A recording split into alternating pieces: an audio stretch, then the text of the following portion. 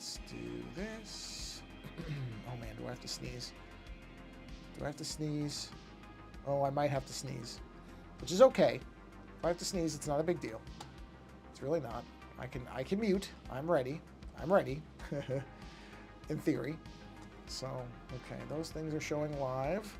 I have my emails. Remembered to mute my phone this time.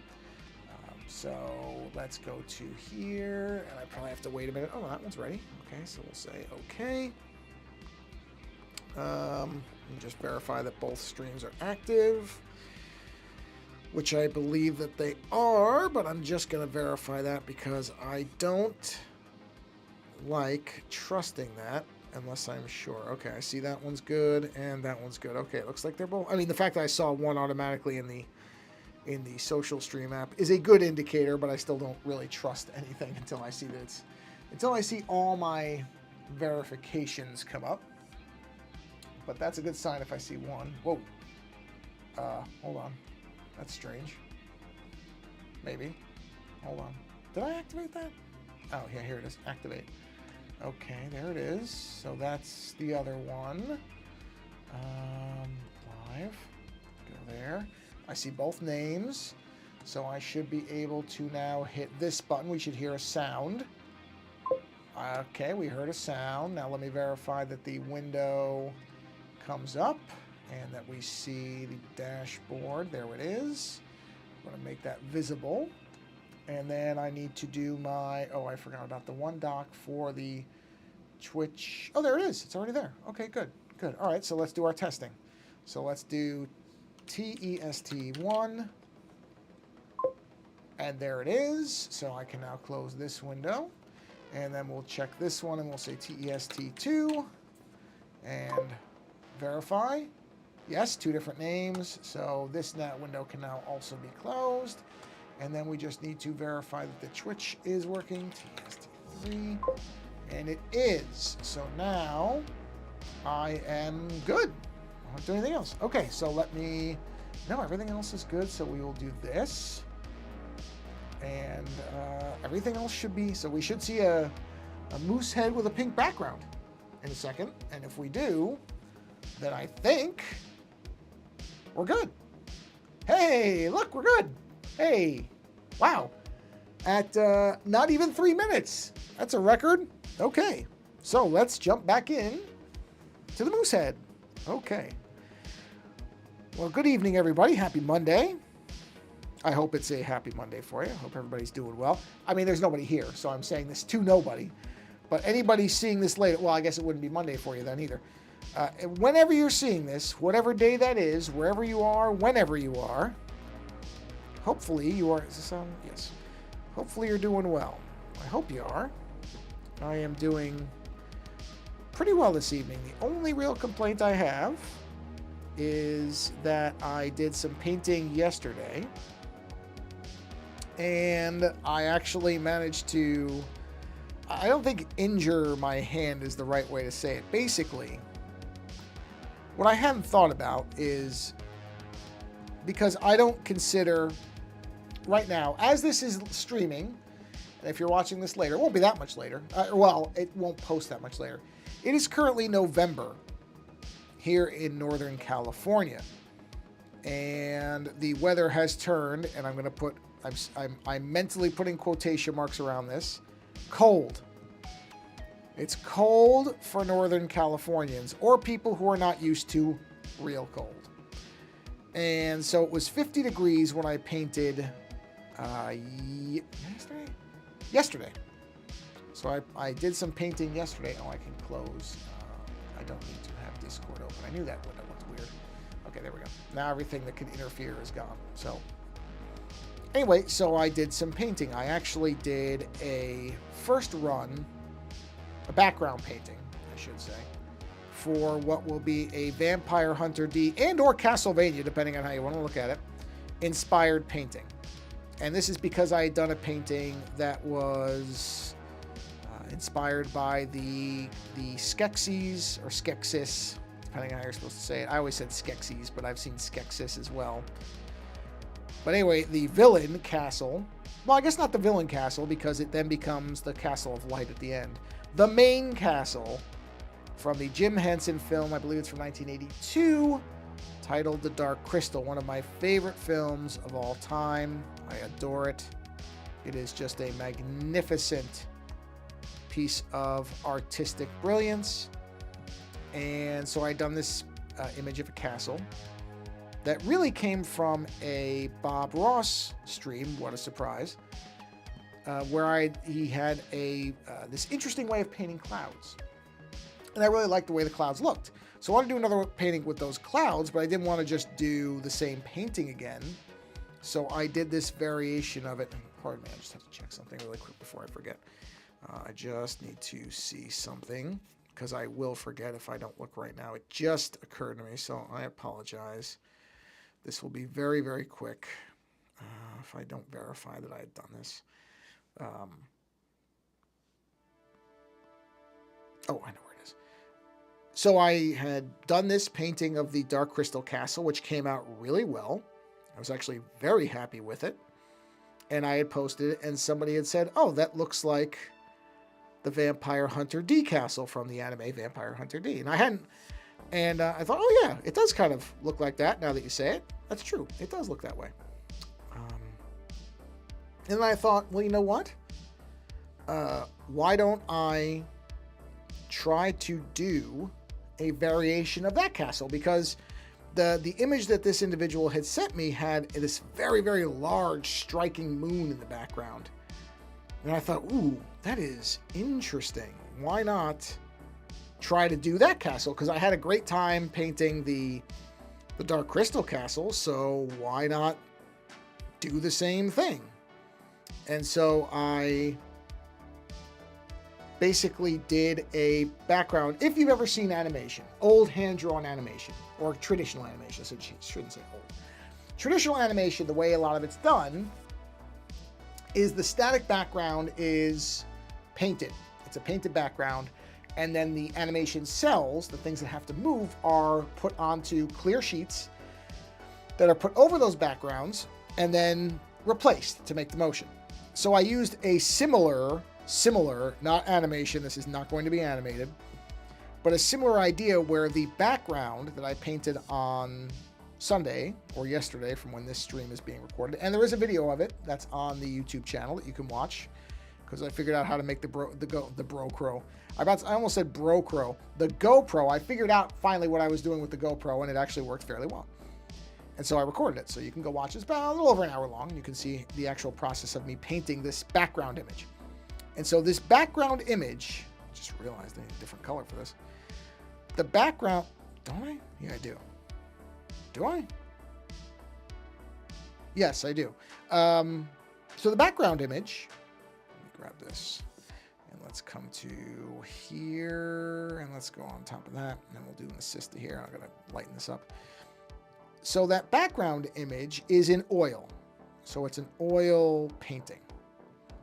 And that background is in oil. And then I'm going to do, so the background is essentially some clouds, quite a few clouds, some large clouds, which I realized later, because I'm going to do another large moon image, I had to actually cut, and I have to look up the best way to do it because I know I didn't do it the right way. I probably have to get like contact paper or something. I really should have. I was using painter's tape on a oil canvas. Let's put it this way. The easiest thing to say is that I got extraordinarily lucky that the method that I used worked as well as it did. I'll just leave it at that, because I know I did not do it at all the way it should have been done. But it worked out, so I'm not going to complain. So that oil painting, the oil portion, has to now dry for 2 weeks. And once it is dry, you want oil paint generally to have a few weeks to fully dry. Now it probably will dry faster because it is now colder and drier. So probably I could get away with doing it in a week, but I'm also not in a rush. So it's fine. But I ordered a bunch of acrylic paint pens where I'm going to do the foreground images. So I shouldn't say images. The foreground subject matter will be done with pens, because unlike with paintbrushes, which in my case, the best I can do with paintbrushes is I can do kind of big, not that sharply defined stuff like clouds. The moon, I cut painter's tape. That's why it has sharp edges, and even they aren't entirely sharp because I was very nervous about cutting into the canvas, so I'm sure that so some of the tape wasn't overlaid properly. Whatever, it doesn't matter. And then when I was trying to take it off, I realized I hadn't cut through some small bits of it, so it was a bit of a thing getting it off, and frankly, getting it cut at all. But regardless, it's not bad. It came out really well, and I got a really beautiful color on the moon, and realized that I can a technique to actually do the moons. But as I was saying, it's colder, so the paint, oil paint, I don't think I've painted with it when it has been as cold as it was when I did this painting. So while I found it to be very nice painting weather, I think what actually happened was because I store my paint outside, the paint got very cold.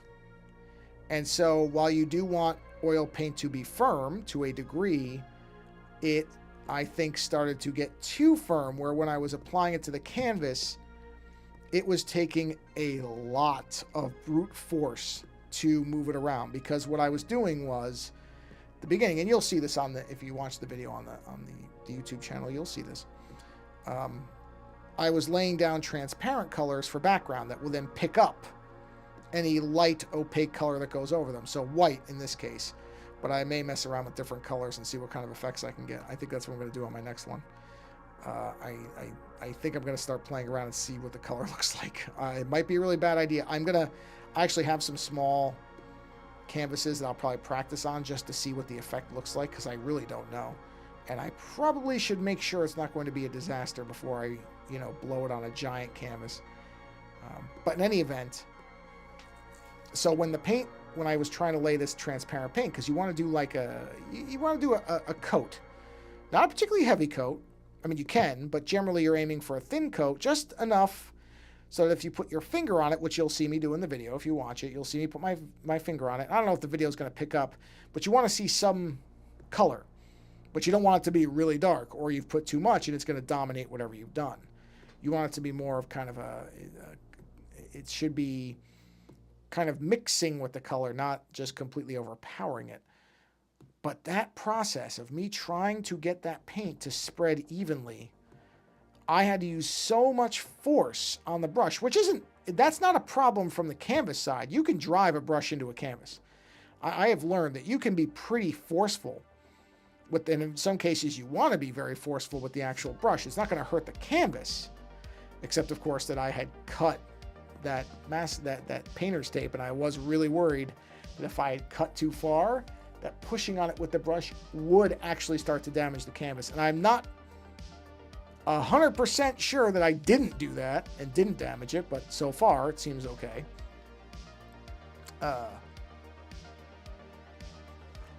So I was really pushing on this brush, which again, not a problem in terms of the canvas, but I woke up this morning. Oh wait, I already did this. Why am I doing this again? I already have an X here. Where is it?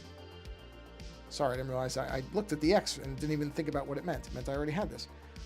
So I'm going to move this down. It should go under here. Put that right there.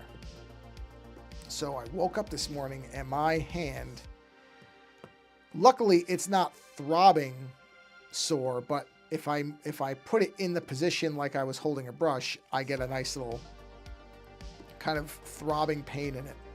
So I definitely did, push my hand a bit far. And I really do believe, because I've done paintings like this before, I'm not going to say I usually feel it in my arms. I usually feel it kind of in my shoulder and my bicep, because I'm moving, my arm a lot. That I'm used to, but my hand has never been I've never had the tightness in my hand that I had today. So clearly what I did was I overdid it with the brush, because I was pushing it with such force into that canvas. And I really believe that's because the paint was overly firm. And so I think what I'll do next time is the day before I'm going to paint, I will actually put the I will bring the art box with the paint inside the house, and the day before, just so that the paint is at basically a room temperature, certainly warmer than it would be outside, and see if that fixes it. And if it does, it just means that the paint is particularly sensitive to temperature, which it probably, you know what? How about this? Let me zoom out here. How about I just look it up? Let's see. Let's see if I'm right. Hold on. Here we are. How sensitive is oil paint? Oil, not owl. Oil paint to temperature. Let's take a look. Okay, that's hot. Optimal temperature conditions for painting. A complete guide. Painting, blah, blah, blah, blah, blah. Oil-based paints. Ideal temperature range, 40 Fahrenheit to 90 Fahrenheit. Slower drying notes. Slower drying best for moderate climates. So I was... Actually, what was the temperature? Let's take a look. Because I guessed it at 50, but it may have actually been cooler than that. So... Oh, I can't look up... You can't look up historical stuff on these things. Let me take a look here. Past weather conditions. Okay, here we go. Past weather. Let's take a look. So the past weather, this would have only been for yesterday, so this should be very, very quick. So past weather for Sunday. Oh, here it is, Sunday. Oh, boy. Well, the high was 52. So, oh, here's the PMs too. I did my painting. Yeah, so it was between 48 and 52. So it was right in that neighborhood. So it probably definitely was firmer than it should have been. I'm just looking here. The drying process is slower but more forgiving in terms of temperature fluctuations. But applying in very cold weather can freeze. Okay, well, it's not. Okay, it wasn't freezing, but I do think that I do think that the temperature made it stiffer. Yeah. I have a hunch that's what it was. I mean, I'll find out very quickly because, like I said, next time I'm going to let it come to temperature. Let's see. I'm just looking up to see what this says. Yeah, they're all saying that about. So that's what I think I'm going to do next time. Next time I'll let it come up to room temperature, and then I will see if the paint applies better. Because, like I said, I really had to work the brush to get that to spread. And I noticed it. If it just seemed like it was typical, because I've done background transparency before. So, for me to notice it tells me that it probably was that the temperature was just at the point where it was becoming more difficult to work with. I couldn't... Jeez. I can't say it was difficult to work with. I don't think that would really be an accurate statement. But I did have to apply a good amount of force to it to get it to do what I wanted it to. So I will test out the theory. Probably this weekend I will paint again, I think. And I will try it with, I do have to get paint thinner. Oh, and probably contact paper. So I may be taking a trip to the, just occurred to me. It's probably going to be a mob scene because of the Black Friday stuff. So, that may be something I decide to get online. Just have it sent here because do I really feel like messing with those lines? I don't think I do. So I'm gonna say probably contact paper is what I need. I'll look that up after the stream. I don't want to stop again to do that. But it just occurred to me, I'm like, it's gonna be Black Friday, and I don't care. You know what? There's no deals anymore that make it worth the nightmare of dealing with the crowds of people that are desperate to save $3 on something. And that's fine if you really need to save that $3. I mean, go for it. But I've so checked out of that entire concept now. The Black Friday idea is just miserable, I think is the term I would use. Yeah, that's what I would say. And I'm sure the whole weekend's going to be like that. I don't think it's going to let up because generally now, I'm sure with how everything is, these stores are going to want to squeeze out every single possible dollar from Black Friday they can. So I think I'll just go ahead and order it online. I don't know why I'm whispering, but make it easy on myself. Because yeah, that doesn't sound great. Doesn't sound great. I completely forgot about Black Friday till just now because I have so little interest in it. But I just thought, oh yeah, that's this weekend. I don't know if my sister still participates in that. I know people who do. I know people who do that. They love it. Those people, I think, also enjoy shopping in general far more than I do. I'm not a fan of shopping.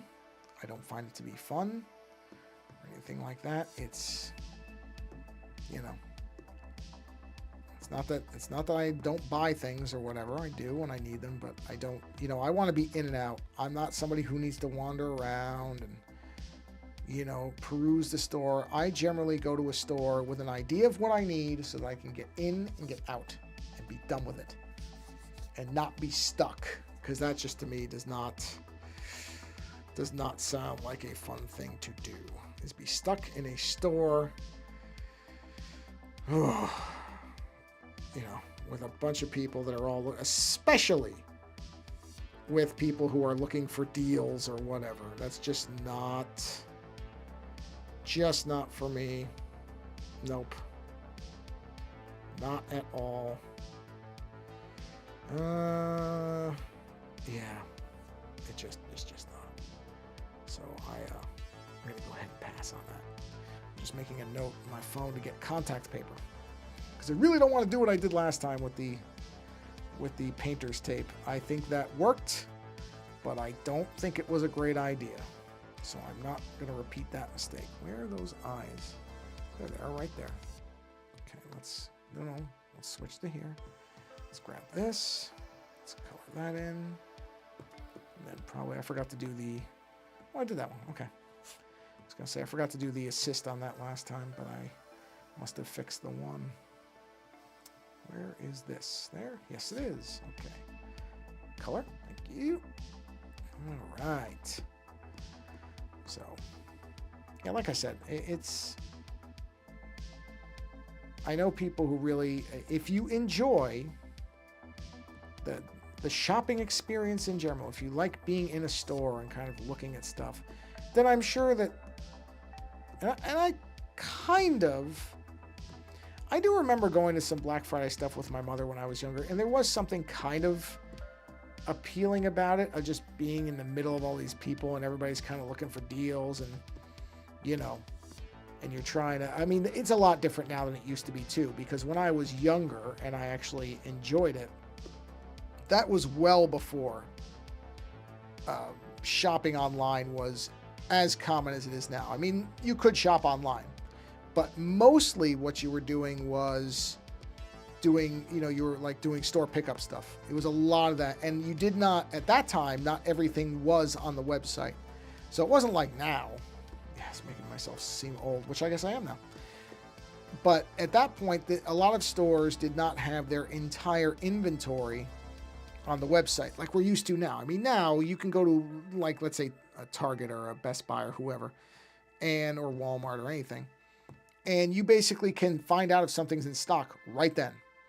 You just go and you say, okay, here's the store. I'm in this area. Do they have this in stock so I can pick it up in an hour? And bang, you're done. That's it. In and out. That is not how it was at every store for a long time. For a lot of stores, you couldn't even check if something was in stock. I mean, you generally could find some things. But there were other times I remember ordering things and then, you know, the order would go through and then within 5 minutes I'd get an email from the store saying, yeah, we checked and we don't have this. Because what they would do is they'd get the order and they would send a person into the back to see if they actually had it. There was a lot of that. You know, and then it improved pretty quick, but there was a period of time where you really didn't know. You didn't actually know if you were going to get what they said. I just remembered from the last stream, so I'm kind of like readying myself for a loud sound as some dipstick bot comes in here offering me lots of followers for cheap, which I will never ever buy, but they'll show up anyway because they don't care, because they're bots. But yeah, so when there was, before online shopping was as common as it is now, in the same way, you would have to show up, and I'm sure they still do this in some places, but I don't think it's not the same as it was. So they would be like, okay, the Black Friday specifically, that Friday, we're going to have 50 TVs or whatever, electronic thing of your choice. We're going to have game consoles, anything. We're going to have 50 of these things at this dirt cheap price. So the first X number of people get that. So you'd line up, and people would line up, and they would wait to get whatever that thing was. And I remember waiting on some of those lines. And I think in almost every case, I remember the only one I remember getting, the only one I remember being in the line and actually being able to get was for a laptop. I don't even remember who made it. I want to say it was an Acer, but I don't remember. But it was a Best Buy line. And I remember, because I had worked at Best Buy at one time. Or sorry, not Best Buy. It wasn't Best Buy. It was Media Play. That store doesn't even exist anymore. It was sort of a early version of, what would Media Play be most analogous to? I guess it would be the closest to, you know how Barnes & Noble is a bookstore, but they also have CDs and Blu-ray, and they are mainly a bookstore, but it's sort of a 60% bookstore and then 40% everything else. Media Play was doing all of it equally. So the store was essentially split into 4 parts. There was a music part, a movies part, a book part, and then a kind of everything else. Everything else being like arts, crafts, some toys, that type of thing. But they were much more about kind of being the everything entertainment store. And I worked there for, I don't know, 2 years, 3 years, something like that. It was a great store. I really enjoyed working there, to be honest. I liked it. It was a really fun job because you really could just, you got an employee discount and all that stuff. And it was a fun job. It really was. Like, it was fairly laid back for retail. Because I've worked a couple of retail jobs in my life. I was Media Play, I worked for Brookstone, and I did work not in Best Buy specifically, but in the Geek Squad doing computer repair when that was still an independent entity. Shortly after I left, they were absorbed into Best Buy and became a part of it. So Geek Squad and Best Buy, as far as I understand, unless they've split, they became one thing. Geek Squad got absorbed, but for a while when I was working there, it was an independent entity within Best Buy, so it was more like a third party that was in-house, because Best Buy, didn't have really a computer repair department, and they wanted one because they were trying to sell computers. It was a way to upsell things. There was a lot of BS upselling in that job, which I did not like, and I really soft-pedaled it as much as I could, but I mean, to some degree, they more or less, if you wanted to keep your job, you were somewhat forced to try to talk people into things, which I never liked. And I as delicately as possible, basically discouraged people from buying all this extra garbage they didn't need, because I don't think that's something that's right to do, to be honest. I just don't. So yeah, but luckily I wasn't there for too. Although none of the people were bad. The people I worked with were fine. It was the whole corporate policy of it. You could kind of see the writing on the wall that's where it was going to go. So I'm not surprised that Best Buy absorbed them. They probably saw it as a profit center type of thing. But anyway, Media Play. Media Play was a blast. It was in the Media Play was in the South Hills Mall in Poughkeepsie. I believe because you know how malls have anchors. And don't forget, when I was working there, malls were still big. It's not like it is now. And that store was one of their anchor stores. It was this big store for a mall store. And basically, the malls, it was really weird how these malls were in there where I lived. Because you had two malls within, well, I guess it's not that uncommon because that's how it is where we live now. The mall that's near here has another mall nearby it. And there's kind of the A mall and the B mall. There's kind of the better mall and the slightly worse mall. And that was the same thing where the Poughkeepsie Galleria, because South Hills and the Poughkeepsie Galleria were both in Poughkeepsie. They still are. They're still both there. Although South Hills, my understanding is completely gutted at this point. I don't even know if it's really considered a mall or just a giant flea market with a couple of scattered stores now. But at the time I worked there, they were both kind of, South Hills was definitely the lesser mall, but only barely. Only really because the stores were older, not because it was really a bad, the mall itself wasn't bad or anything. It was just because it was older, it was seen as kind of the B tier. Anyway, Best Buy was one of their anchor stores, and that store was awesome. I mean, I remember, on my break, I would get a book and I could read, and they wanted you to do that. That's the other thing. They encouraged you to actually, if you were staying for your break, they wanted you to read so that people saw the books and wanted to buy a book and would ask you, and you were, encouraged to tell them.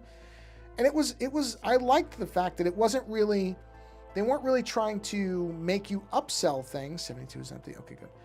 Instead, they were trying to make it organic. They're like, yeah, okay, read a book, and if somebody asks you about it, tell them what you're reading. But they weren't like, and try to sell it to them. It was fairly laid back when I was there, which, I think about that now, and I wonder, how long did that last? It may have been, media play is gone, and maybe one of the reasons is because they were too laid back, although I don't like to think so. That would just be sad to me, is that a store that was actually genuinely trying to be an inviting place without annihilating you with sales pitches failed because of it. So I think it was more that that type of store that didn't really have a focus because it was trying to serve all the entertainment stuff. I just think it generally closed with the decline of malls and everything. I don't know, when did Media Play close? Let me zoom out. I'm curious now. There we go. Let's take a quick look because now I am genuinely curious about it. Let's see. When did Media Play close? Media Play. It's a while ago. Media Play was a chain of retail stores founded in 1992 by Musicland that sold VHS, DVDs, Laserdiscs, music, electronics, toys, video games. Video games! That was the other big quadrant. That's right. Anime. Oh, yeah, their anime section was amazing. Books and board games. Yeah. Okay, each store contained full book, movie, music, and video game sections under one roof. See? Yeah, good. I'm not crazy. I remember this. The first one was in Illinois. That's interesting. Media Play opened stores till 2000. When did they go under? 2006. Wow. Yeah. Well, I moved out here in 2004, so it was a couple years after I moved out. Oh, interesting. Here's a fun trivia thing. I did not know this. That the company that owned Media Play was bought by Best Buy in 2001. Wow. Interesting. Oh, they also own Sam Goody, Downfall. Oh, look at that store.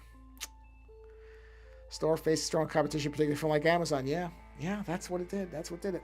And generally just malls being... Media Play was a great store.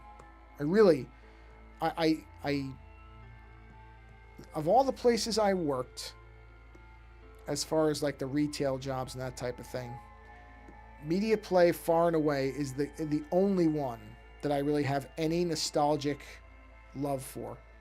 I really did like working there. It was really a fun place to work, and because they were always playing new music, and it just seemed like a neat place to be. It was a good hangout place for a store. And I don't remember there ever being a lot of... They didn't mind that people were hanging out there. They kind of wanted you to hang out there. It was just a different type of store. It's the only way I can put it. And I do genuinely miss it. Like, I have very fond memories, which I can't say of a lot of stuff, but I do have fond memories of that store. And it's a shame that it's gone. because I mean, obviously, nothing would survive now. It's all being eaten up by online, which is a shame too. That's a whole separate discussion. Is I don't think it's great that everything is now through Amazon and all the rest of it, because Amazon is just getting worse and worse. It's a really junky, I wanted to call it store, but shopping destination that I try to avoid when I can. It's not always possible, unfortunately. Sometimes it is the only way. Like I said, I'm not going to do Black Friday, so I probably will order the paint thinner and the contact paper through Amazon, just so that I don't have to go to a store. I'm fine with it not being delivered today. Today meaning 2 days, the number 2, not today. They're not delivering anything. I mean, you can do now overnight shipping, which is just ludicrous to me. Why? What does somebody need that they need to do overnight shipping that they can't? If you need it that bad, go to a store. I mean, if you're in the middle of nowhere, you're not going to get overnight shipping, so it's not even a question of that. But what do you need that can't wait? There's literally options now for 3 to 6 a.m.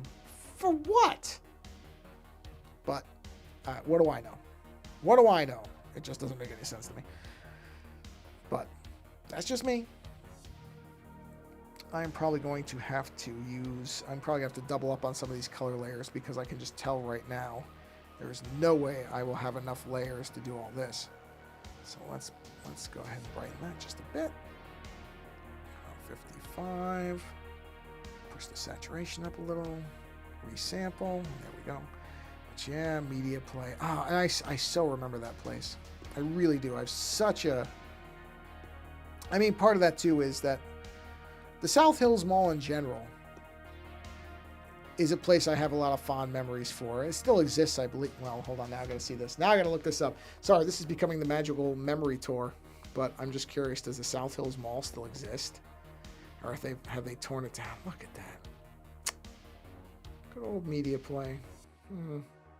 South Hills, not Hull, Hills Mall. Oh, yeah, I guess that's a pretty common name. I'd have to put the town in. Hold on. Does it still exist? Oh, yeah. Oh, it's called The Shops at South Hills. Formerly the South Hills Mall. Yeah, that's it. Oh, was. Wait a minute. It says was. Okay, it's a strip mall now. It closed. The indoor mall closed. It is now just an external mall. Wow. The mall is adjacent to its more successful rival, the Poughkeepsie Galleria, and the two properties are linked by a series of roads between. Yep, that's right. The Galleria's existence led to the slow decline and eventual closure of South Hills. Yeah. The mall was demolished, rebuilt? Oh, in 2008 as an outdoor strip mall. I haven't even seen it since it's been that. Yeah, that makes me sad too, because the South Hills Mall had as was again a common thing for malls at the time, or at least a lot of malls I've been to, they had what I would call an anime store. It was basically a store filled with Japanese anime, manga, Pokemon, Digimon, all that stuff, all that type of stuff was in there. But it was very much, people would call it the Japanese comic book store, because people didn't know what the term manga was not a very commonly used one at that time. And one of those stores, well, okay, so there was that store on the one end of the mall, but then there was also a comic book store, just a plain old vanilla comic book store, small, but with a good selection. I remember they had some good stuff in there, some hard to find stuff at the time. Not like today where you can get a version of comic from anywhere. But I went into the regular, I had gone to the Japanese, I was just about to call it the Japanese comic store, the anime store. And when I came out, I usually bounced from one to the other. It was very common. I'd go to the one, and then I would go to the other. And so I'd come from the anime store, where I think I'd gotten some Godzilla stuff, because they had some really nice Godzilla stuff, which I've always loved Godzilla. Godzilla is just one of my favorite things. And I remember I had gone to the comic book store, the regular comic book store, the Western comic book store, if we'll call it that. And I remember walking in. I remember this so clearly. And there was, at the time, it was a CRT. They had a TV up in the corner, and the owner would play which I don't, now that I think about it, I don't think I ever saw the owner. I remember people working there, but I don't think I ever actually interacted with the owner. But I should have, because I should have thanked the person, whoever it was, because I was, I'm in there and I'm just looking at comics. I'm just kind of browsing around, and I happened to look up, and I see this animated film, obviously not an American one, like as little as I knew at the time. Because really, I didn't know much about anime, to be honest, at this point. Because I was relatively young. And again, anime was not yet a huge thing. I don't know what year it was, but I looked up and I saw this animated movie, which I didn't know what it was at the time, but all I remember was that there was this character with this really wild hair sitting in a stone throne, and he had a mechanical arm, like a cyborg arm, and the arm was exploding with wires that were going into the chair. And I was so mesmerized by this thing I was looking at. And then I went to, and I happened, and what the person, whoever was in charge of this stuff, I'm just assuming it was the owner. I mean, it makes sense it would be the owner, would have whatever was playing right under the TV on a little shelf so that you knew what it was. Which I think is very smart. It's actually far more kind of aware and helpful to people than I think a lot of places ever did. Because I know when I would go into like the video rental store, they wouldn't do that. You'd have to go and ask somebody, assuming that person wasn't busy or hanging out in the back or whatever. But nope, there was a little shelf and there was a little tape there, and the tape said Akira. And I remember I went, found the tape, bought it, and boy, did I wear that tape out, because that was a transcendent moment in terms of a new world being opened up, but also just, it was from an artistic perspective, I immediately just understood that this movie was so far ahead of anything else I'd ever seen, even Disney stuff. Which, don't get me wrong, there's a lot of beautiful artistry in Disney, because again, at that time there wasn't a lot of, the computer thing hadn't taken over yet. So you weren't just getting live action remakes of old hand animated stuff and just computer generated everything. So Disney was still good, but it was mature.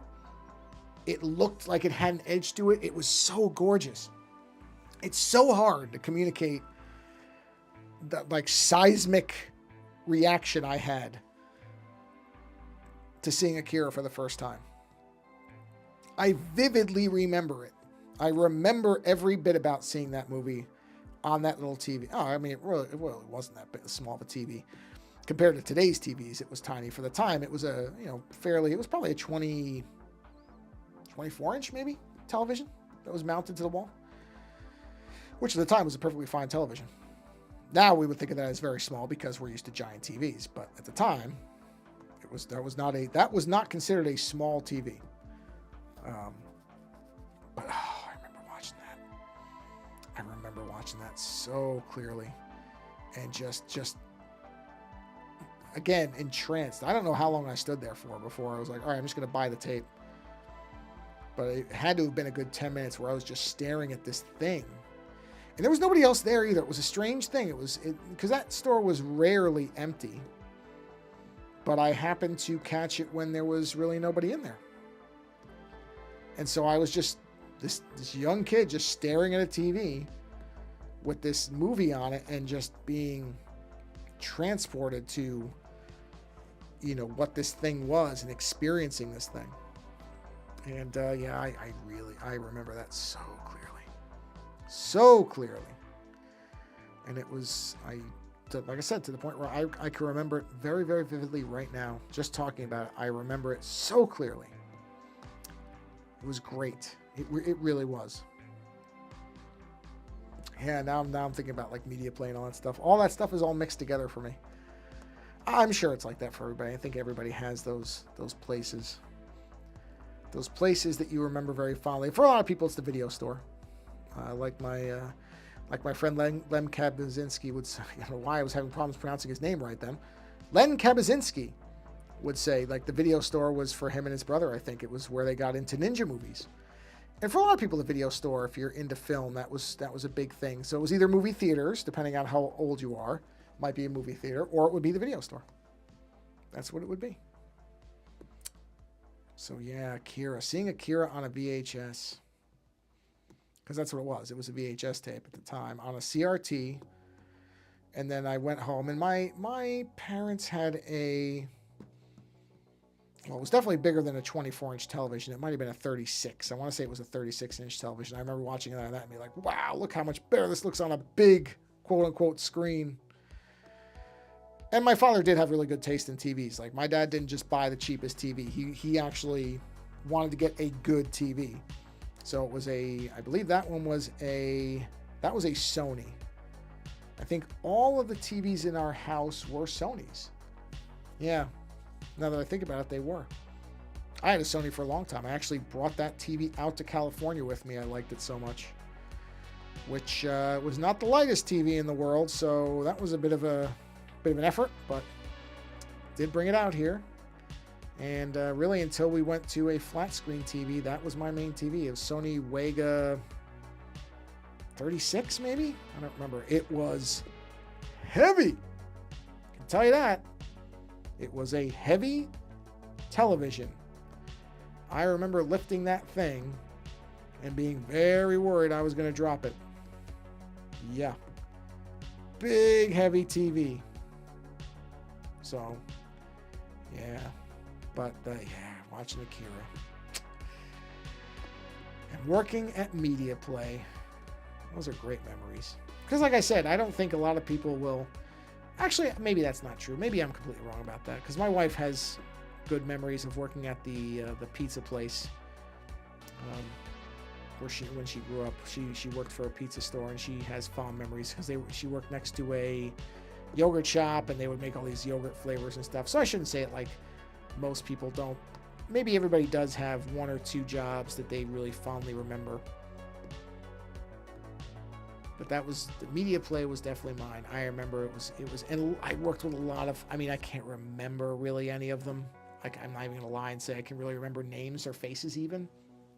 But I remember, that's another thing, is I don't remember anybody that I worked with at that store that was not a fun person to work with, which I could not say about any other job I ever had. That everybody that was at that place, I enjoyed working with all of them. They were fun people. And I think some of that, at least partially, has to be attributed to the store. And when you work at a place where it's fun and it's laid back and it doesn't feel like a terrible job and everybody's in the same place working the same way, I think it does help.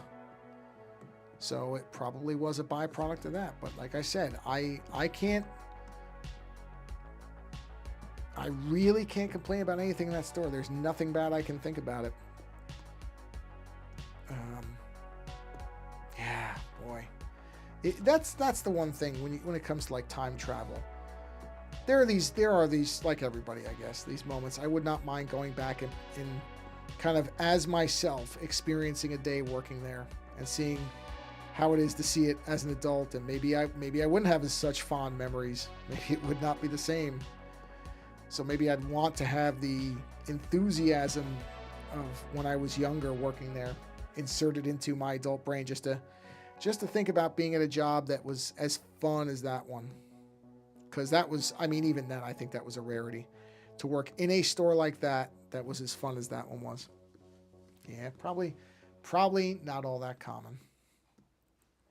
And on that note, everybody, you know what? I think I'm going, because my head is aching a little bit. I think it's just because of the painting. But that's okay, because I got some stuff done. And it's 50 minutes, so it's not like it wasn't a 10-minute stream or anything. So I think I'm going to bring it to a close here just to give my hand a break. So let me kick the Be Right Back screen up. Turn that off. And thanks for hanging around for a little trip down memory lane.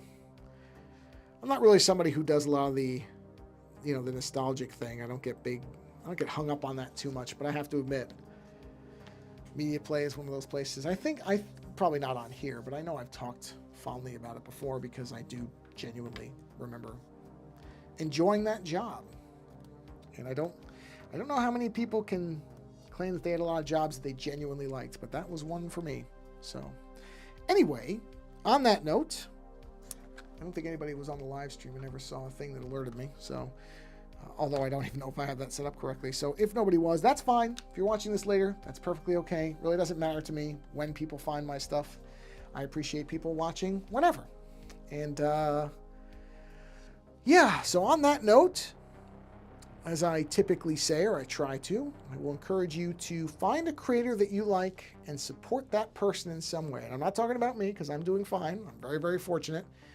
But there are lots of people who are creators who are struggling.